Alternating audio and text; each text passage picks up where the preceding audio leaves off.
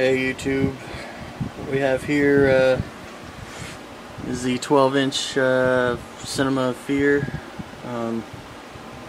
Jason Voorhees, which is from Friday the 13th, Part 7, The New Blood. One of my favorite Friday the 13th of the series. And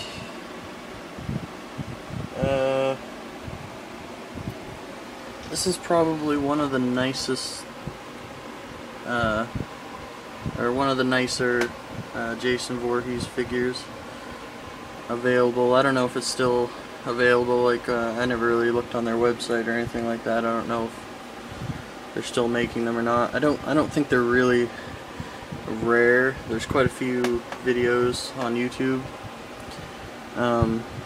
but he can be pretty pricey. I seen one of these things on Amazon for $200 in the box, mint.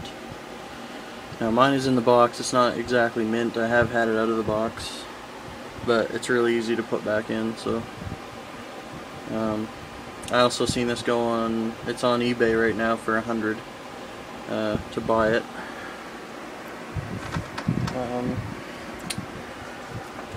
So I'm just going to take a little look at the box. It includes all of that: machete, axe, sickle, the chain, removable mask, and the cloth shirt, which is very cool. It also has the extra mask, which it doesn't say, but oh well, whatever. Got some pretty cool artwork on the back. This is it's kind of like the artwork that you would find on the original movie packaging, except I believe the other half of the face is a woman's face. Maybe that's supposed to be Tina, I don't know, but in this case it's Jason's face, which looks kind of weird, but you get the Camp Crystal Lake sign, so it's pretty well detailed on the back. Nice artwork. And we got the New Line Cinema and the Mezco, and of course New Line owns the rights to Friday the 13th.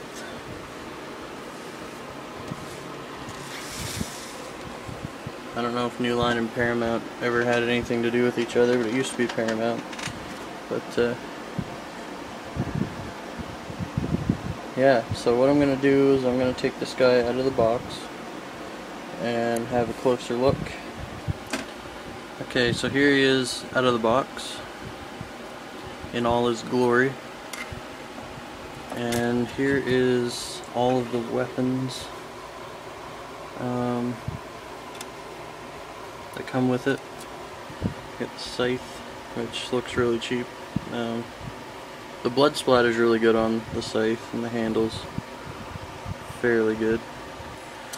The axe looks real enough. It's pretty good. And the machete.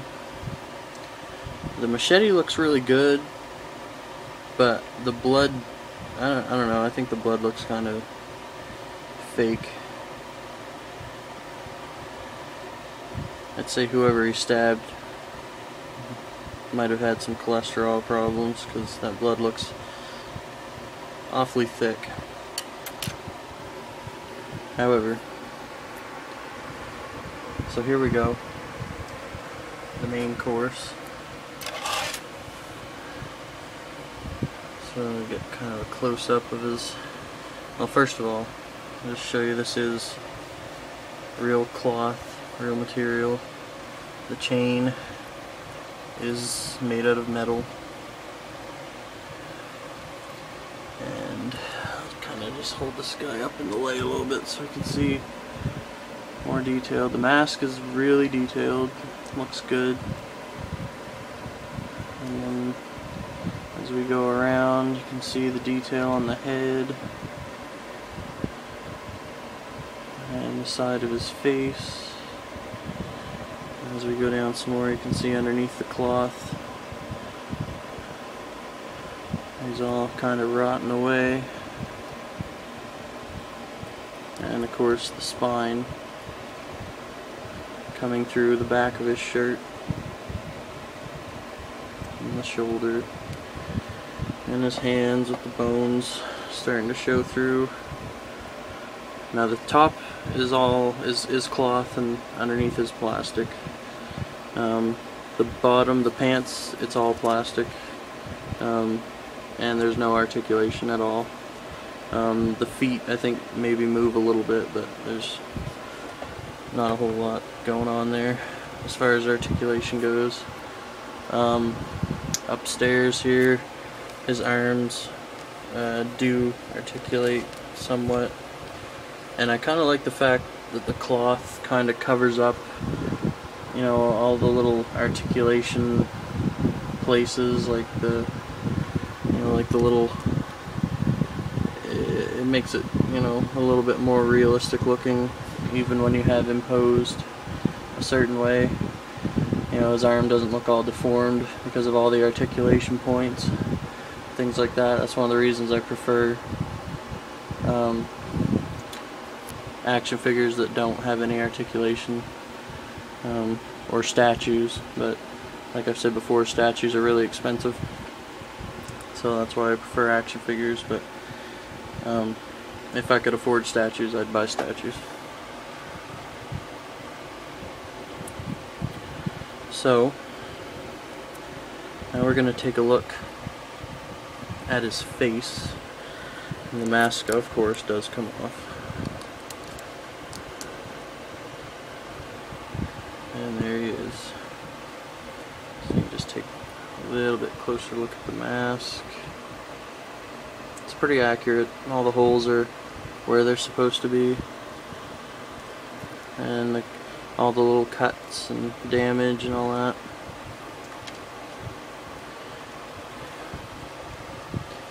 And then his face.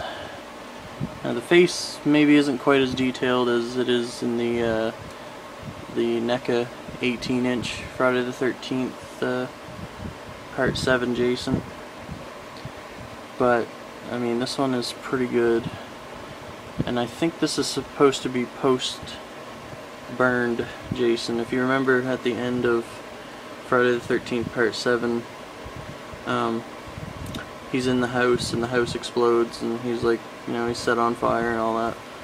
And then after the house explodes, he comes strolling out, you know, like nothing. But his skin, you know, everything kind of looks dark. All the cuts in his legs and stuff, they kind of look a little charred. You know, his skin is more red in color before the house blows up, and then when he shows up at the end, he's a little charred. And this guy looks really dark, so I would assume that this is post the house exploding at the end of the movie. He's still got all of the recognizable damage from the movies. That's one thing I like about Friday the 13th movies, the continuity between the films. You know, all the cuts that he's received, you know, are still there, and they reflect that on the figures themselves. For instance, on his face, we have the cut that he received in Part 3, which is still visible even in the 7th movie. And then we have the gash on the side of his head, which goes all the way around the back from where in the final chapter, Part 4, when Tommy jammed the machete into the side of his head, and then he fell face first on the floor and kind of pushed the machete up through, you know, the back of his head, and pretty much took the entire top of his head right off. But you know, he stayed together somehow. And then of course we got the damage down here to his cheek from Part 6 with the motor from from the boat at the end of part 6 that Tommy uses to lure him out into the middle of Crystal Lake. And of course, if you didn't know, that's also where the mask damage comes from as well. Is that same scene, and that's from the axe to the head in part 3, which is probably the wound, you know, that finishes him off and, you know, really kills him, you know, for real. You know, he could possibly be alive in part 2 and 3, possibly 4, but you know, he's definitely dead after 4. And he's got some holes in his head as well. I don't know, one of those holes might be from the nail that Tina puts in his head using her telekinesis.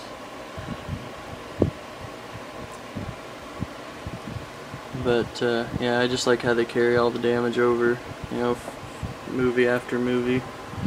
You know, every movie that came out, he just looked worse and worse.